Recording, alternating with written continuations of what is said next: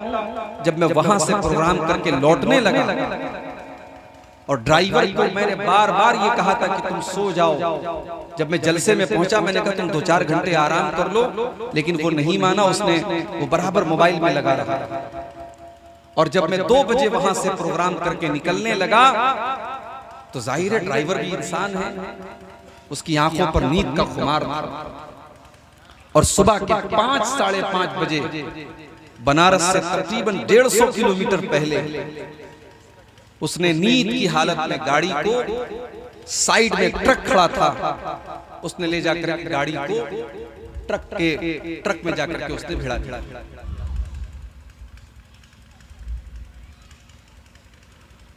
आप गौर कीजिए कि 100-120 की स्पीड में कार चल रही है और वो जाकर के ट्रक में जब जाकर के लड़ेगी तो उस गाड़ी का क्या हाल होगा और गाड़ी के अंदर बैठे हुए लोगों का क्या हाल।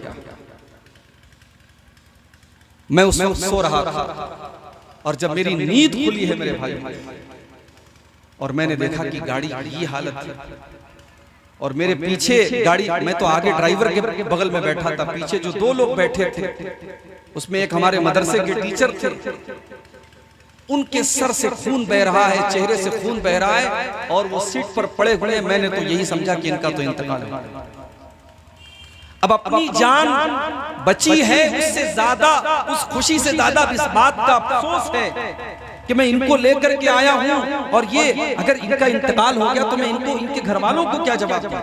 ये कितनी बड़ी मुसीबत मेरे सर पर आ जाए। मैं बार बार उनको आवाज दे रहा हूं, मौलाना उठिए, मौलाना उठिए, क्योंकि गाड़ी एक्सीडेंट हुआ है। इस बात का भी डर है कि कहीं गाड़ी के अंदर आग न लग जाए, क्योंकि सीएनजी की गाड़ी है और एक्सीडेंट के बाद ये भी डर होता है कि गाड़ी कहीं ब्लास्ट ना हो जाए। गाड़ी का दरवाजा मैं खोल रहा हूँ, दरवाजा भी नहीं खुल रहा है। बड़ी मुश्किल से बीच का दरवाजा मैं खोल करके बाहर निकला। मौलाना के चेहरे पर पानी मैंने छिड़का उनको। थोड़ी देर के बाद जब होश आया तब मेरी जान में जान। लेकिन अल्लाह की कुदरत देखिए मेरे भाई, इतना खतरनाक हादसा। मैंने उस वक्त जब गाड़ी की तस्वीर लेकर के अपने भाई को भेजी और उसके बाद मेरा मोबाइल डिस्चार्ज हो गया। मेरे भाई को भी पता नहीं कि ये फोटो क्यों मैंने भेजा कार का और ये किसके साथ हादसा हुआ है। उसको ये लगा अगर हादसा मेरे साथ हुआ है तो मैं कैसे तस्वीर खींच सकता हूँ। उसको मैंने तस्वीर भेजी और उसके बाद मेरा मोबाइल डिस्चार्ज हो गया। बाद में मैंने दूसरे के मोबाइल से अपनी अहलिया को कॉल किया, अपने घर में कॉल किया और मैंने बताया कि ऐसा ऐसा हादसा हुआ और अल्लाह ताला ने मुझे बचाया। और यकीन कीजिए मेरे भाइयों, जब मैं ये बात अपनी अहलिया को बता रहा था मैं तो बच गया था, लेकिन मेरे हाथ पैर कांप रहे थे और मेरी आंखों से आंसू बह रहे थे। और जब मेरे घर वालों ने सुना, मेरे बच्चों ने सुना, सुबह के 6 बज रहे थे, सबकी नींद उड़ गई और सबकी आंखों से आंसू बह रहे थे। ये इतना बड़ा हादसा। और चूंकि सोशल मीडिया पर कहीं भी कार के साथ मेरी तस्वीर नहीं आई थी, इसलिए लोग परेशान थे कि अगर कार का इतना बुरा मामला है तो ऐसा तो हो नहीं सकता कि अब्दुल गफ्फार साहब बिल्कुल सही सलामत हो, जरूर उनको चोट आई होगी। दिन भर लोग मुझे कॉल करते रहे और मैं अपने उस साथी को हॉस्पिटल लेकर के गया, क्योंकि उनके सर के ऊपर चोट लगी थी। एक्सरे कराया, सिटी स्कैन कराया और जब तक ये इत्मीनान नहीं हो गया कि हाँ इनको कोई अंदरूनी चोट नहीं आई है, कोई दिमाग का मसला नहीं है, तब तक मुझे चैन और सुकून नहीं मिला। और उस दिन मैंने दिन भर अपने मोबाइल को साइलेंट कर दिया, मैंने किसी का फोन नहीं उठाया। मैं समझता हूं कि अल्लाह ताला ने एक नई जिंदगी दी है मेरे भाई। और जब ये हादसा मेरे साथ हुआ, मैंने असरार आदिल साहब से अगले दिन बात की। मैंने कहा भाई अब आपके प्रोग्राम में मैं नहीं आ सकता, क्योंकि आपके प्रोग्राम में इसी शर्त पर आना था कि रातों रात मुझे किशनगंज से खड़खड़ी से पटना जाना है, 8 घंटे का सफर करना है। अब मेरी हिम्मत नहीं है, रात को मैं इतना लंबा सफर अब नहीं कर सकता। शेख ने भी यकीन कर लिया कि अब प्रोग्राम में मैं नहीं आ सकता।